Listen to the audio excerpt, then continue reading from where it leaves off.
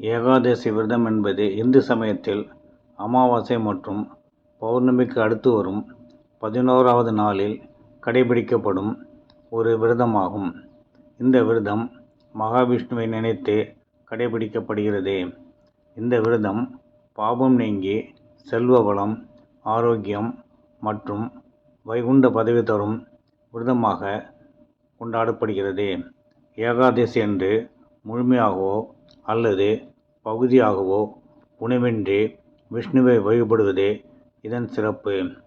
மாதத்திற்கு 2 திதி வீதம், ஒரு வருடத்திற்கு 24 அல்லது 25 ஏகாதசிகள் வரும். ஆண்டு முழுவதும் வரும் ஏகாதசிகளுக்கு தனித்தனியான பெயர்களும் அந்தந்த ஏகாதசிகளில் விரதம் இருப்பதால் கிடைக்கும் பலன்களும் பலவாறாக கூறப்பட்டுள்ளன.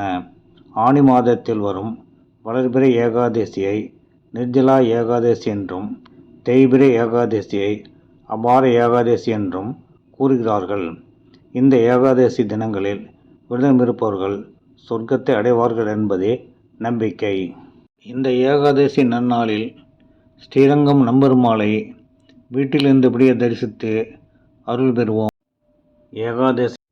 The content of this video is provided for informational purposes only.